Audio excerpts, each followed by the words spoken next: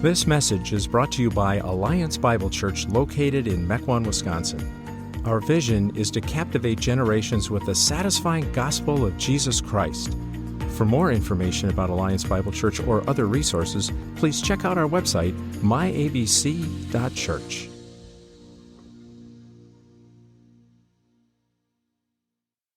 Exodus 19, that's where we're going to be today, folks. You got a Bible, get them open. Exodus 19. I want you to picture for a moment the whole group in this room, every one of us, in an actual wilderness, a literal, physical wilderness. Let's say it's hundreds of thousands of square miles, let's say the size of Texas, Alaska, whichever one you want to do. Now, we would do everything we can to get out, I'm sure. We would write messages in the dirt. We'd send up signal fires. We'd scream. We'd walk. We'd run. We'd hike. But what would we do if after months or years of failed attempts to navigate our way out, we come to the realization that we're not getting out? We're not getting out. The wilderness is where we will be the rest of our lives. Attempts to flee are futile.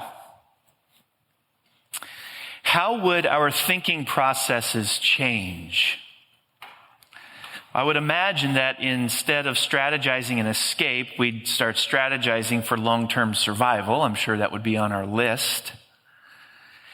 But I also think something deeper would settle in. If we're not escaping this, if what's around us is our life and there is no life outside it, what are we supposed to do and who are we supposed to be? Because you can't tether the answer to those two questions to something outside the wilderness. That's not happening. The extent of your existence is now in the wilderness. You cannot conceive of a life outside it. Christian, your entire life is lived this way. And guess what? You won't get out until Jesus calls you home. You won't and can't escape until then. So, what are you supposed to do? And who are you supposed to be? The Lord knew that Israel faced the same fate. Many years of wandering the wilderness and looking backwards, he knew they had no hope of escape. But God equips them with an incredibly deep sense of identity that is meant to anchor them to something transcendent. And I think that word for them then is a word for us today. God has provided for us in Exodus 19 a deep sense of identity that is meant to anchor us, you, me, to something transcendent. It's meant to anchor us to something transcendent that I think supplies buoyancy for us in the wilderness. In other words, if you want to be able to rise above the feelings of futility that plague our lives in the wilderness, we need to remember who we are and what we're here for. Just because we're wilderness wanderers doesn't mean we are valueless or purposeless. Let me read it for you. Exodus 19. On the third new moon, after the people of Israel had gone out of the land of Egypt, on that day they came into the wilderness of Sinai. They set out from Rephidim and came to the wilderness of Sinai, and they encamped in the wilderness. There Israel encamped before the mountain, while Moses went up to God. The Lord called to him out of the mountain, saying, "Thus you shall say to the house of Jacob and tell the people of Israel, you yourselves have seen what I did to the Egyptians and how I bore you on eagle's wings and brought you to myself. Now, therefore, if you will indeed obey my voice and keep my covenant, you shall be my treasured possession among all peoples. For all the earth is mine, and you shall be to me a kingdom of priests and a holy nation. These are the words that you shall speak to the people of Israel." So Moses came and called the elders of the people and set before them all these words that the Lord had commanded him.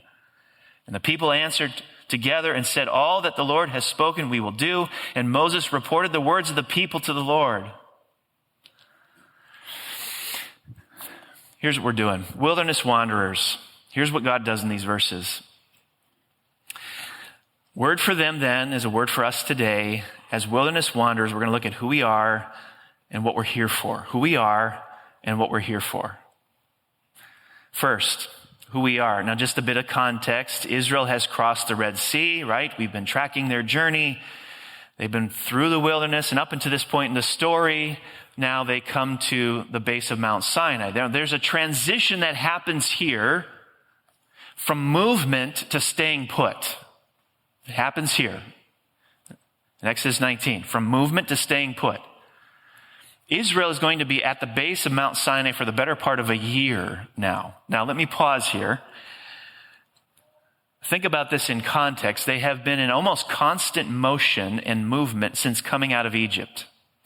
We've tracked that. The fact that God keeps them here for a year is significant. It's as if he's huddling them up at this point in their journey, huddling them up, pushing the reset button, and trying to establish a new foundation for them. What he's about to do is meant to be transformative in their self-perception, how they see themselves. Who are you, Israel, and what are you here for? So Moses goes up the mountain, God speaks, tells Moses what the message is that he wants them to deliver. You get it. In verse 4, you yourselves, this is God speaking, have seen what I did to Egypt, how I carried you on eagle's wings and brought you to myself. Now, it might seem like benign backfiller, but what God says here is significant. I could imagine a snarky Israelite responding to this saying, well, God, isn't that a bit of an exaggeration? You carried us out? We had to walk, sometimes run. And this was not, by the way, a graceful flight through the air with the wind beneath our wings. We had to endure the stress of a pursuing military. And by the way, God, walking through the Red Sea, staring at an intimidating wall of water, what's up with that? You carried us out? Maybe it's not fair to say, God, that you carried us out. I don't know. Maybe some would have thought this. The snarky Israelite thinking to themselves, really? This is how you see this? But that's the point. God's the one speaking. He's interpreting their experience. It's meant to be humbling. This is God's interpretation of the Exodus event. He's interpreting for them what just took place. And in God's interpretation of the Exodus event, how active was Israel? Not very. In God's interpretation of the Exodus event, Israel's portrayed as completely passive. God brought down judgment on the Egyptians. God parted the Red Sea. God freed them. God redeemed them. God saved them. Now, it's important to remember that in this point in the story, Israel has not been given the 10 Commandments. In other words, Israel has not lifted a finger to merit the salvation they have now experienced. The law is still forthcoming. But getting the order right is critically important to understanding who we are as Christians. Biblical Christianity is salvation by grace first, then obedience. This is radical because it's completely unique among world religions. Salvation by grace first, then obedience. This is completely unique among world religions. All the major world religions agree on two things. Two things. First, they all acknowledge that life is not the way it's supposed to be or can be conceived of.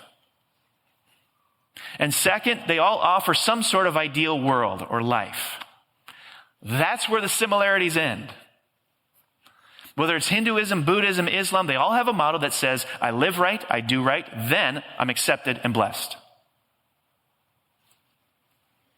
Do you know where else you find that motto? Pretty much in every human heart. Kind of hardwired to think that way. In fact, I would argue there's something inside us that causes us to think that way. If I live right and I do right, then I get accepted and blessed. You evaluate yourself this way, you judge others this way, you author your own law that exists within your own consciousness, and when others abide by it, you bless them, but when they fail, you curse them. So along comes the gospel already in the Old Testament, and it flips everything around. God comes to Israel and says, I have fully saved you. I have fully accepted you. I have fully blessed you. Now obey. Because the order is salvation first, then obedience, we learn something about the law, actually. We learn that one of the purposes of the law can't be to get you to heaven or to get God to love you or to get God to bless you. That's not the purpose of the law. God redeems us, he saves us, he blesses us before there's ever a law. Now, I will say, I bet there are still some in this room who are struggling to get this order correct. And it is messing with your identity. It's messing with your self-perception. You think salvation hinges on putting together a moral performance that will get God to give you the thumbs up. But that's backwards. It's upside down. And I know what the result of that is. When you lay your head on the pillow at night, you're a mess inside because you don't know if you've been good enough. You're plagued by fear and insecurity over where you stand with God. Why? Because you've got the order wrong. The order is not, I do right, live right, then God will save me. It's salvation by grace first, then obedience. So here's a suggestion. Stop, take a deep breath, and talk to God. And I would say, pray this verse back to him. Say to him, God, carry me on eagle's wings to yourself. Carry me on eagle's wings to yourself. Free me, redeem me, save me. If you've already done that, don't move past that. Continue to live in it. This is the core of your identity. This is the core of your self-perception. Listen, folks, you're not in the wilderness because God has condemned you. Do you realize? You're in the wilderness because God has saved you. You're not in the wilderness because God's condemned you. You're in the wilderness because God has saved you. Who are you? Who am I? You're the recipient of God's mercy, grace, love, blessing, rescuing, redemption, and salvation. That's who you are. You're not simply a wilderness wanderer. You're more loved, valued, and cherished than you ever dreamed possible. That's who you are.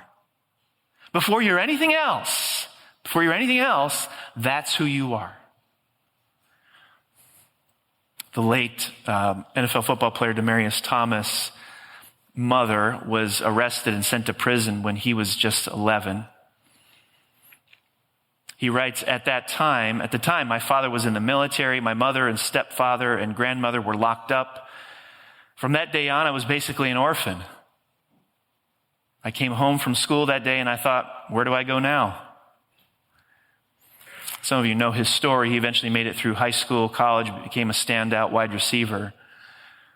But listen to how he describes what helped him.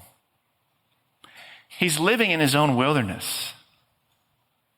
Listen to how he describes what helped him. He writes this, people think orphans are kids whose parents have died, but 80% of orphans in the world have at least one parent who is alive somewhere.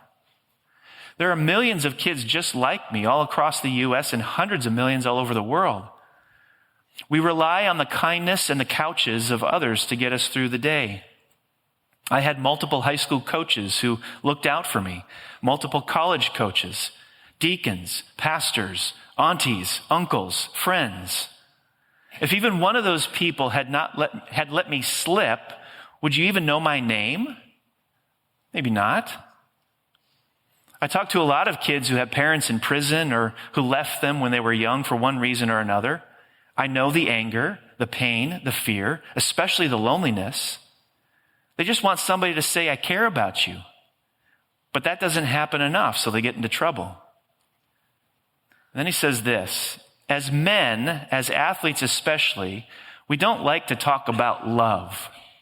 We talk about brotherhood and all that, but not love. But it's the most important thing in a child's life.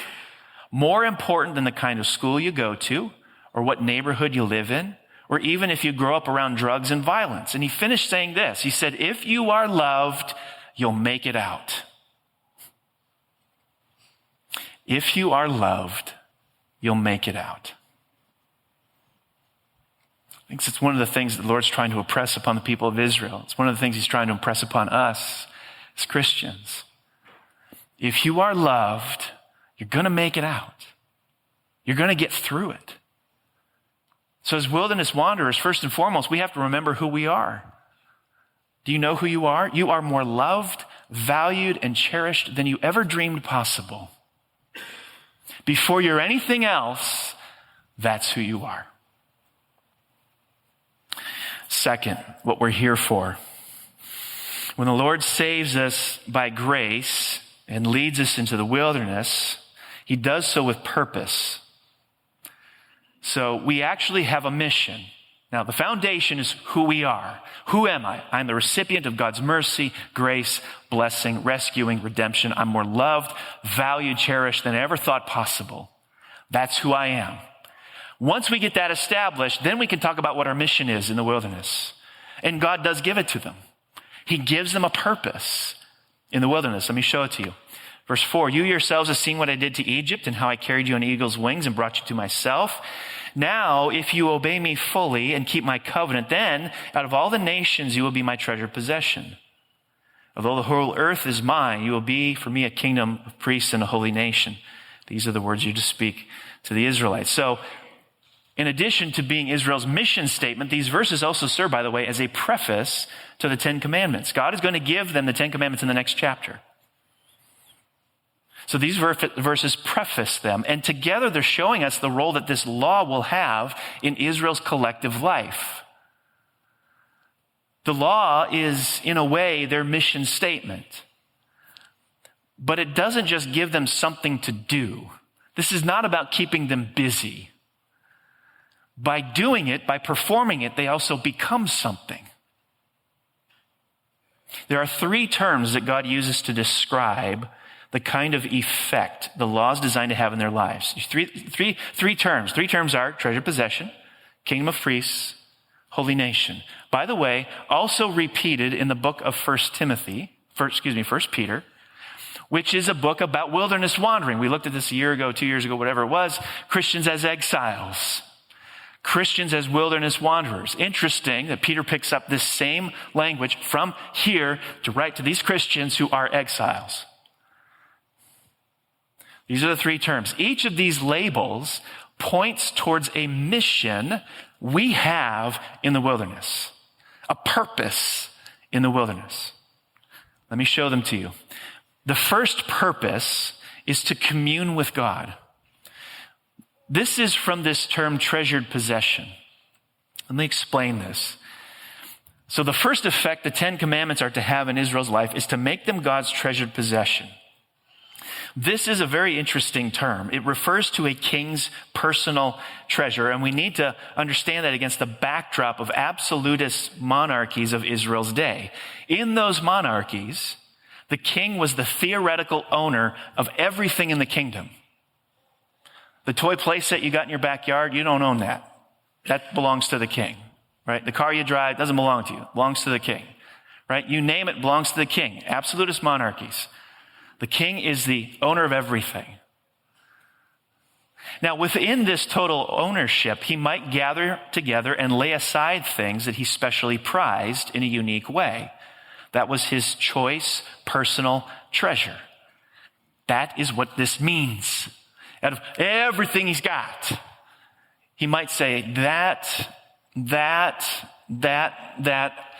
is my special possession. I still own everything else, but this stuff right here is particularly important to me. And that's the language that is used here. Exodus 19, you shall be my treasured possession among all peoples, for all the earth is mine. You got those phrases, among all peoples, for all the earth is mine. This is intensifying the value of his treasured possession. So listen, this is not a God who's desperate for some friends. Huh? Or who likes us because he needs us. No, he's got everything. He's got everything. You name it, he's got it. Grand Canyon, Mount Everest, Caribbean Sea, volcanoes, oceans, beaches, all the peoples in some way are his. He's got it all. He needs nothing. But of all he has, God looks at his people And he says, you, out of everything I have, you are my treasured possession. Obedience, holiness, is meant to be a response to salvation. God doesn't wait until Israel reaches a certain degree of holiness before he saves them from the Egyptians. He saves them first. Salvation first, then obedience. But listen, we've got to account for the way the language is written. Obedience and holiness are also meant to form us into God's treasured possession. I think there is something to be said for the role that holiness and obedience play in us experiencing God as if we really are his treasured possession.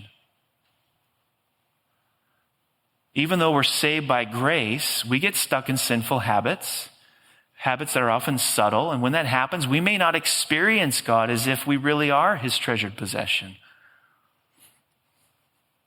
Theologians throughout the centuries have noted the difference between union with God and communion with God. Union with God and communion with God. Union with God is by grace through faith. It never changes. It's unalterable. Communion with God can change. It's possible for believers to have more or less of God's favor. It's like marriage. Think about marriage. You can't be more or less married. You can't be more or less married. You're married. That's union. That's union. But you can have a stronger or weaker marriage. That's communion. God gives them the law as a means of grace to experiencing their treasured possessionship. Listen to it again. Now, if you obey me fully, keep my covenant, then out of all the nations you will be my treasured possession. Did you know that Jesus taught something similar? John 14, Jesus says, whoever has my commandments and keeps them, he it is who loves me, and he who loves me will be loved by my Father, and I will love him and manifest myself to him. John 15, if you keep my commandments, you will abide in my love, just as I have kept my Father's commandments and abide in his love. You see it? Obedience, holiness is not the means of our salvation. We're saved by grace. But God does put out there obedience, holiness as a means to experiencing our treasured possessionship. Thomas Goodwin in the 17th century had a good way of illustrating this.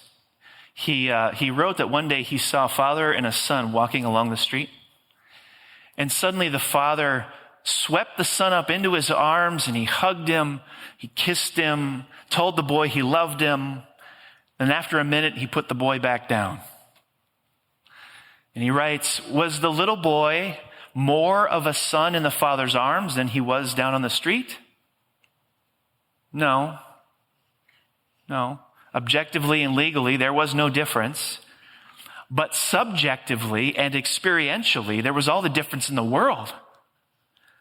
In the father's arms, the boy was experiencing his sonship. God gave Israel the law so that they would experience their sonship. That they would experience their union with him. That they would experience their treasured possessionship.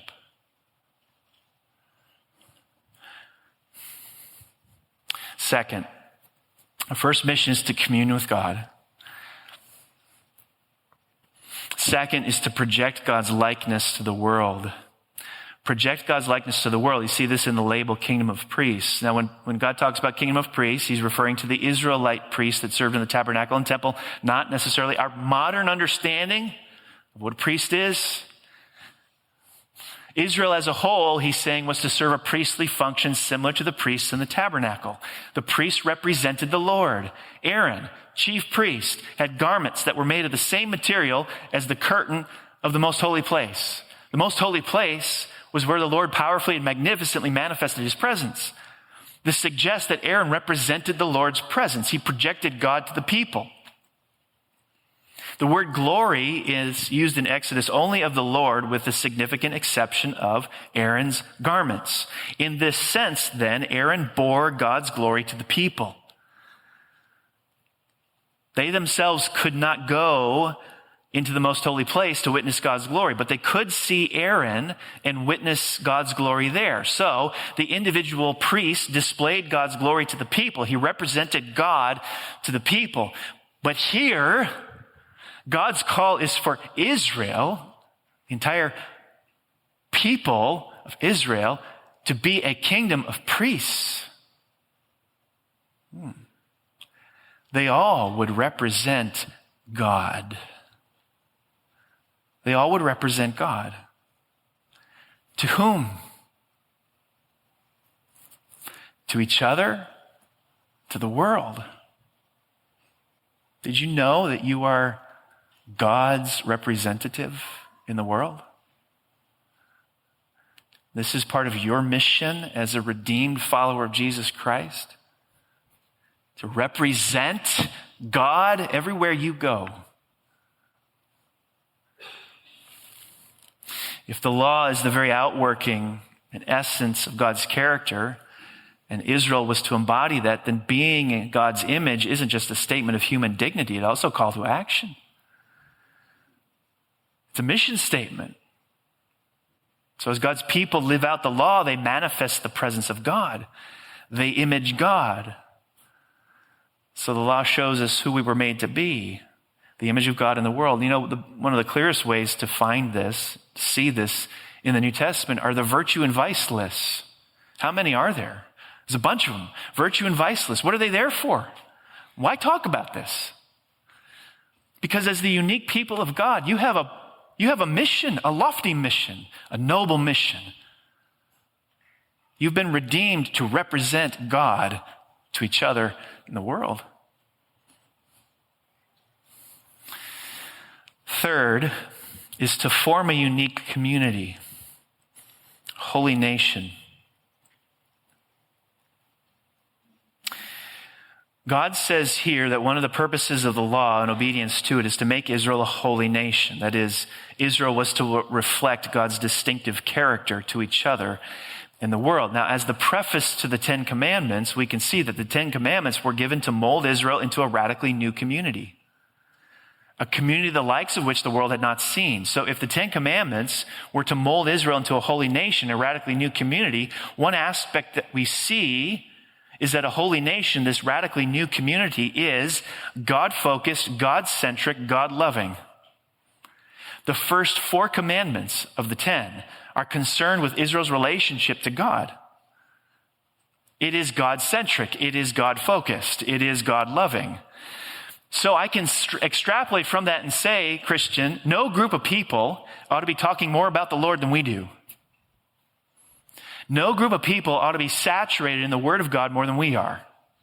No group of people ought to be more consumed with honoring the Lord in thought, word, and deed than us. There are reasons that we put in our journals the phrase Jesus obsessed. There's a reason we do that. It's meant to characterize this group. You should not be able to go to another community of people and find one that's more like that than we are. But a second aspect to this holy nation is in the 6 commandments that follow the first 4.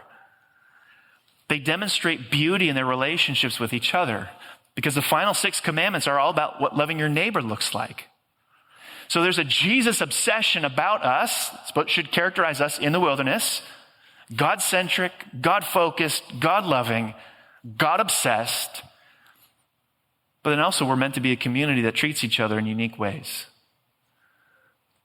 Jesus talked about this in John 13. He said, "A new command I give you, love one another. As I have loved you, you must love one another. By this, everyone will know that you're my disciples, if you love one another." Everyone will know we are Christians by our love for one another. In other words, we're talking about the beauty of the church community. We've got some gardening to do in our church and our relationships with one another. This is part of our mission in the wilderness. Because we're meant to be a very unique community. We've got a God-centricness to us. You can't be found anywhere else. But the way in which the network and relationships work within the church is meant to be different, meant to be unique. Like, you can't find this sort of thing anywhere else kind of unique. Gina Welch wrote a book a few years ago entitled In the Land of Believers, an outsider's extraordinary journey into the heart of the evangelical church. Gina describes herself as a secular Jew who was raised by a single mother in Berkeley, California. Her father was a member of the Revolutionary Communist Party. She received her degree from Yale University and at the age of 10 declared herself to be, quote, a hardened little atheist, end quote, at the age of 10. Well, in her young adult years, she had a curiosity about Christians and Christianity that led her to doing something most of us would find unethical. She faked becoming a Christian, going through the motions of getting baptized and all, so she could embed herself in a church and study us, similar to what a National Geographic researcher might do with a herd of animals. She carried on this charade for 2 years. She went on missions trips. Yes, she even led people to the Lord. And then she wrote a book about it, which became a bestseller. And to be quite honest, it's one of the best books I've read in the last 12 years. There are so many honest observations she makes about churches and Christians that deserve some reflection. But one of the lasting impacts her experience in the church had on her was the way in which the people treated each other in the church that she was a part of. Here's what she said. She said, the God-originated goodness created an ecosystem of trust, interdependence, and freedom with favor trading, the likes of which I had never before experienced. Mostly the climate in this ecosystem made living easier. And she goes on to detail what she means by this, lists the ways in which these Christians in this church would care for each other. And she makes pays careful attention to noting the fact that she'd never seen anything like this before. This ecosystem, as she puts it, was unique. Maybe that's what Jesus was saying. By this ecosystem that's created in this Jesus-obsessed culture, everyone will know that you're my disciples if you love one another. How we treat each other in the church is evangelistically powerful. Now, I don't think she became a believer from this, but I will tell you, in her closing reflections in the book, the way in which this community functioned, the relationships with one another, was something that was very unique to her. She'd not seen anything like it. Maybe the way in which we treat each other is evangelistically powerful. She experienced something in the church she'd never before experienced outside the church. Can we say that that's true of us? Since this is what the Lord does with Israel at this juncture in the story, is to push the pause button, to stop the movement, to huddle them up, to push the reset button and say, listen, we've got to get some things straight.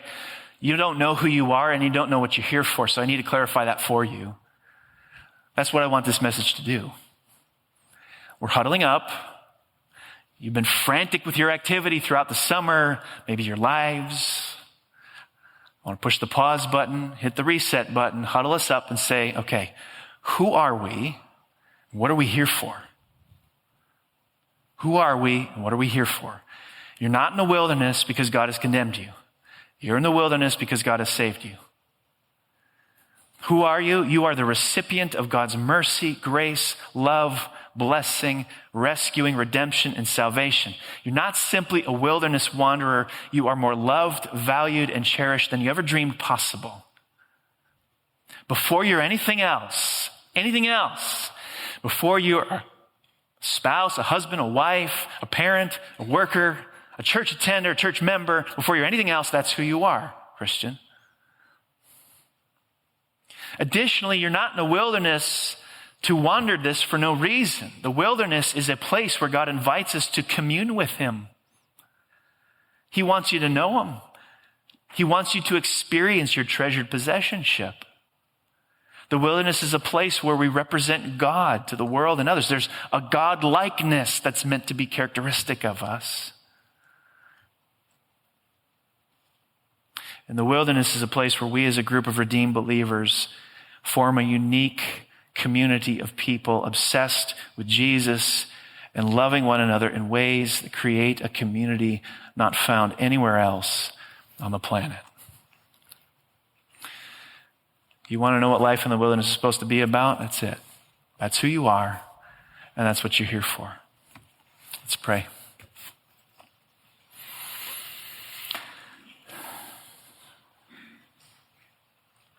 Sometimes I wonder, Lord, if we lose sight of that because of the frantic pace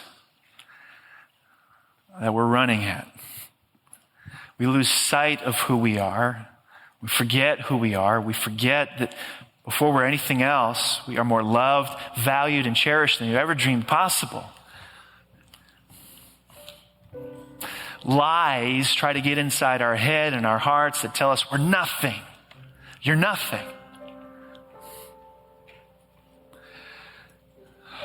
So we thank you for the reminder, the bold statement. That simply isn't true.